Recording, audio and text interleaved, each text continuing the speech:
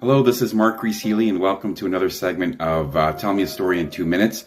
Finally, we are going to read the epilogue for Into Thin Air. So, the final chapter, I give you the epilogue.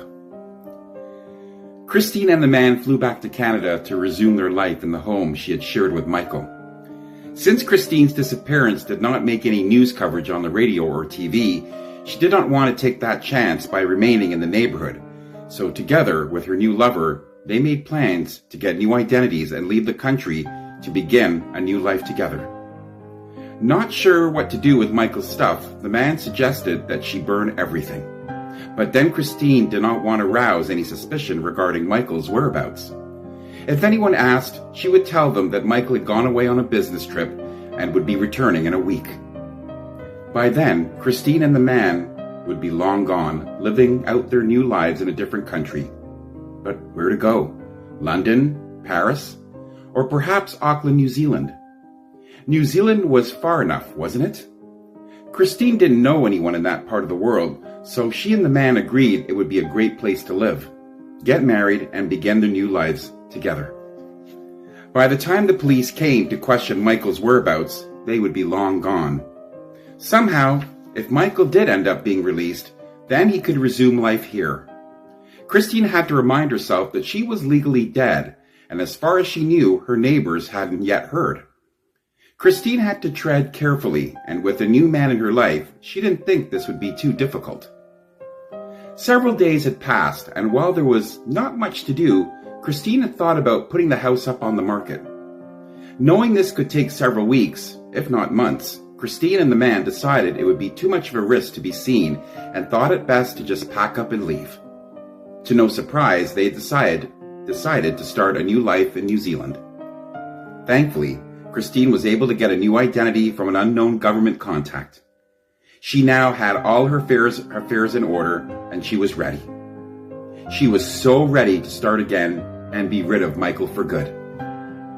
But then she heard a knock at the door.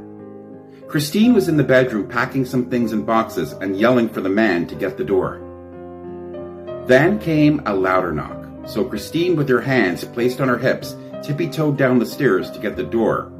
And not thinking to ask who it was, assuming it may be a salesperson, she slowly opened the door to see Michael standing before her with a broad grin on his face. To Christine's horror, she yelled for the man, but Michael had already barged his way into the house and placed a gun to Christine's forehead. Now, the tables had been turned. Christine was frantic. This was not part of the plan. How had Michael gotten out? The man assured her that Michael would never get out, that the plan was for one of the guards to kill him and to bury his body up in the mountains where nobody would find him. With a big grin on his face, Michael inched the gun closer to Christine's head, ready to pull the trigger, when Christine reminded him that he would never get away with this.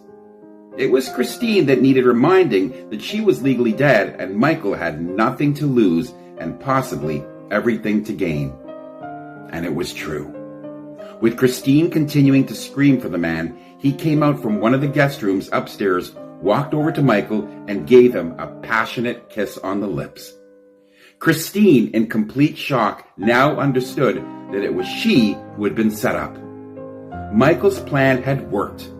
He had gotten to know this man on the island very well during his very brief stay on the island.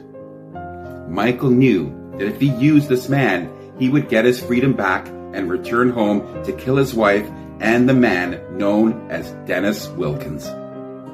And so he took his gun and shot them both, leaving them to choke on their own blood.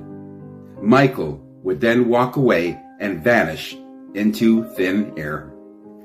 Well, that's it, the complete book, Into Thin Air. I hope you enjoyed it.